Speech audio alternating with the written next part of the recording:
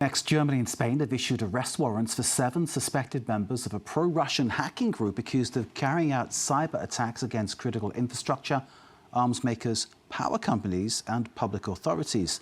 German authorities say 24 premises were searched. Europol and multiple countries coordinating a global swoop against the cyber attackers. The no-name group used Telegram to recruit volunteers for cyber attacks. Germany and Europol confirming that detail. Let's bring in Nick Holdsworth. Nick Holdsworth, of course, our correspondent in Berlin. Great to see you, Nick. What more can you tell us then about this group?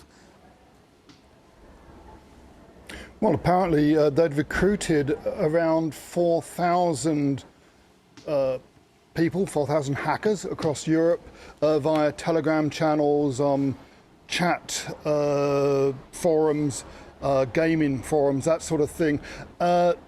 It's believed the hackers commanded from Russia. 6 of the 7 people that we know about are believed to be Russian, believed to be residing in Russia. 5 of them have been named. Their photographs have been distributed by Europol. There's still one sealed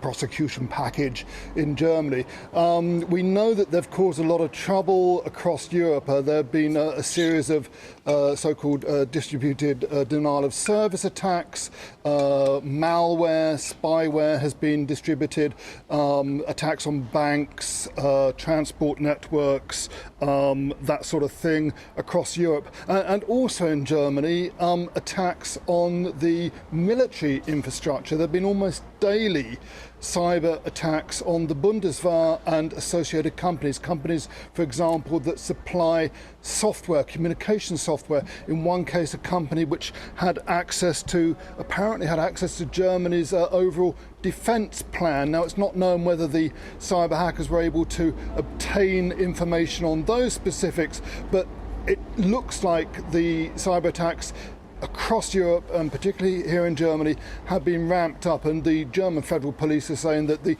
main danger is that there's a lot of pro-Russian propaganda being pushed out by this group, quite apart from the malware and the distributed denial of service attacks, and that this can undermine public security. But there are more direct threats. For example, a bank may be attacked, customer information may be stolen, that sort of thing. So these are very real risks, and they are seen definitely as part of what is now known as hybrid warfare, that Russia has been at war with Ukraine for over 3 years now, and this kind of cyber criminality is very much associated with Russian efforts to use hybrid warfare to undermine institutions and the military in the West. What seems phenomenal, Nick, is the scale of what they've done. You've detailed this blow by blow by blow by blow.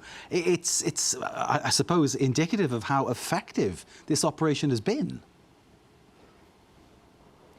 Yeah, I mean, 4,000 people recruited. There are a lot of young people, mostly young men, I understand, out there who spend a lot of time on their computers, who are very sophisticated at gaining access to other people's computers, or just part of a network, effectively human bots allowing their computers to be used as part of a network to fire these cyber attacks across the internet and into private networks, company networks, military networks, civil service networks, government networks, that sort of thing. And also we understand that they're using cyber currency, Bitcoin, that sort of thing, to pay the people involved. And a lot of these people, they're probably young men, and a lot of them may just think this is a bit of fun, a bit of a thrill, and hey, I've got a few hundred euros worth of Bitcoin into my Bit wallet or whatever.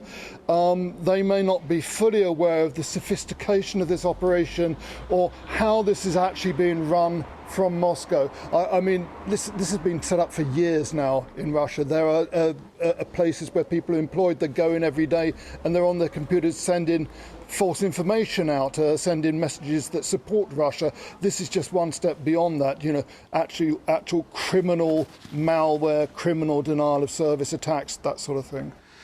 Nick Holdsworth in Berlin, thank you very much indeed for that briefing. It is a very scary picture you're painting there of what this has been able to do, but nonetheless dismantled by Europol and German authorities with arrest warrants out for some of the ringleaders. Nick Holdsworth our correspondent there in Berlin. Thank you once again.